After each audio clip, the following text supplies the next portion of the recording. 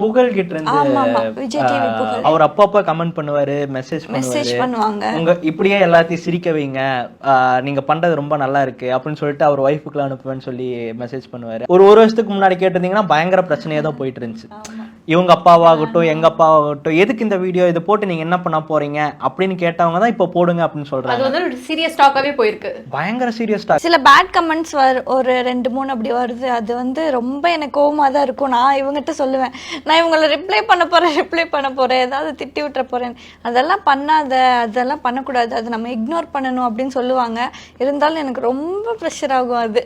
இதுல இன்ஸ்டாகிராமை தாண்டி யூடியூப்ல தான் கசன்னு ஒரு மாதிரி கமெண்ட்ஸ்ல வரும். அதெல்லாம் பார்க்கும்போது தான் யாரா நீங்க யூடியூப்ல இன்ஸ்டால கூட அவன் மூஞ்சிய பார்க்கலாம், ஏதாவது பண்ணலாம், யூடியூப்ல ஒண்ணுமே பண்ண முடியாது, பிளாக் பண்ண கூட முடியாது எனக்கு தெரிஞ்சு. சோ அது ஒரு மாதிரி ரொம்ப இரிட்டேட்டிங்காவும் இருக்கும். ஓகே, நீங்க எதிர்பார்க்காத ஒரு கமெண்ட் ஒரு டிஎம்னா என்ன? புகழ் கிட்ட இருந்து விஜய் டிவி புகழ் அவர் அப்பப்ப கமெண்ட் பண்ணுவாரு, மெசேஜ் பண்ணுவாங்க. உங்க இப்படியே எல்லாத்தையும் சிரிக்க வைங்க, நீங்க பண்றது ரொம்ப நல்லா இருக்கு அப்படின்னு சொல்லிட்டு அவர் ஒய்ஃபுக்குலாம் அனுப்புவேன்னு சொல்லி மெசேஜ் பண்ணுவாரு. அதெல்லாம் பார்க்கும்போது ஓகே நம்ம ஒரு நல்ல பாத்துல போயிட்டு இருக்கோம். ஏன்னா அவரு எவ்வளவு பெரிய காமெடியன், அவரு நம்ம கிட்ட வந்து உங்க வீடியோ நல்லா இருக்கு, எல்லாத்தையும் நல்லா சிரிக்க வைக்கிறீங்க, நல்லா இருங்க அப்படின்னு தான் சொல்லும் போது ஒரு மாதிரி ஜாலியா ஹாப்பியா இருக்கும். அது போக நார்மல் பீப்புள் கிட்ட இருந்து அப்படின்னா எனக்கு ஒரு மாதிரி ஸ்ட்ரெஸ்ஸா இருக்கும். அது நைட்டு வந்து உங்க வீடியோ பார்க்கும்போது எனக்கு ஒரு மாதிரி ஜாலியா சொல்லியிருக்காங்க.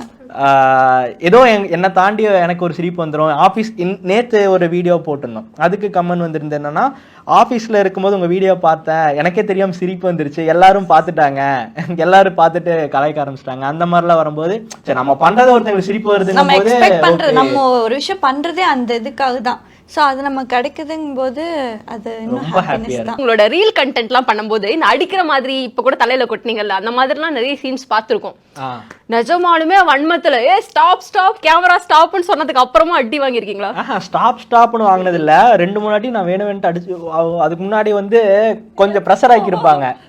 ஒரு வீடியோ அந்த ஒரு இது இருக்கும் வீடியோல, அதுக்கு முன்னாடி ரொம்ப ப்ரெஷர் ஆக்கிட்டே இருந்தாங்க, பட்டு அடிச்சா பாருங்க. அது ஒரு தடவை ஸ்லாப் பண்றதா, நான் தெரியாம ஸ்லாப் எடுத்துருவேன், அது ஒரு தடவை ஸ்லாப் பண்றதா. பட் அது அத்தனை டேக் போச்சு. அது ஏன் போச்சுன்னு இப்பதான் தெரியுது. என் மேல கோவமா இருந்திருக்காங்களாமா. நான் நினைச்சேன் இவங்கதான் உங்களை அந்த மாதிரி அடிச்சு வன்மம் தீர்த்திருப்பாங்கன்ட்டு. ஆனா அப்படியே இங்க உள்டா. நான் தான் டெய்லி அடிக்கிறேனே, அவங்க எப்பயாவது ஒரு தடவை தானே இந்த மாதிரி கான்செப்ட் கிடைக்கும். ஆக்சுவலா அடி உண்மையா வீடியோல அடிக்கிறது உண்மையா அதை அடிச்சிருவாங்க. முன்னாடி எல்லாம் நான் அடிக்க மாட்டேன், சும்மா இப்படிதான் பண்ணுவேன். ஆனா பாக்குறவங்க எல்லாருமே வந்துட்டு நல்லா அடிக்கிறீங்க, ஆனா கொஞ்சம் சாஃப்டா அடிக்கிற மாதிரி தெரியுது சொல்லுவாங்க. அதுல இருந்து வாங்குவாங்கன்னு வாங்கிடுறது. ஓகே, அண்ட் ஃபேமிலி எல்லாம் எப்படி இதுக்கு ரெஸ்பாண்ட் பண்றாங்க? ஏமா இவ்வளவு நாள் பண்ணிட்டு இருந்தீங்க, இப்படி கல்யாணம் ஆயிடுச்சு, இதுக்கப்புறம் நமக்கு நிறைய வேலை இருக்கு, எதுக்கு நமக்கு அந்த மாதிரிலாம் ரெஸ்பாண்ட் பண்றாங்களா? இல்ல ஒரு வருஷத்துக்கு முன்னாடி கேட்டிருந்தீங்கன்னா பயங்கர பிரச்சனையா தான் போயிட்டு இருந்துச்சு. இவங்க அப்பாவாகட்டும் எங்க அப்பாவாகட்டும் எதுக்கு இந்த வீடியோ இதை போட்டு நீங்க என்ன பண்ண போறீங்க அப்படின்னு கேட்டவங்க தான் இப்ப போடுங்க அப்படின்னு சொல்றாங்க. அது வந்து சீரியஸ் டாக்காவே போயிருக்கு, பயங்கர சீரியஸ் டாக். அதனால தான் எங்களுக்கு கல்யாணமே டக்குன்னு ஒரு ஸ்டெப்புக்கு வந்ததே. ஏங்க பிரச்சனைனால கல்யாணத்துக்கு அதுக்கும் இதுக்கு என்ன இல்ல என்னன்னா, கல்யாணம் ஆகிறதுக்கு முன்னாடியே நீங்க ஏன் வீடியோ சேர்ந்து போடுறீங்க? இது நம்ம வந்து வில்லேஜ்ல எல்லாம் இருக்கறனால லைக் சொந்தக்காரங்களே ஏன் வேணாம் அப்படிங்கிற மாதிரி கேட்டபோது சரி ஓகே நாங்கள் கல்யாணம் பண்ணிக்கிறோம், எப்படி இருந்தாலும் இவ்வளோ கல்யாணம் தான் பண்ண போகிறேன், நீ என்ன வீடியோ போட வேணாம்னு சொல்கிறதுனால நான் போடாமல் விட்டேன்னா என்னோட லைஃப்பில் பெரிய ஒரு பாட்டை நான் இழந்துருவேன்.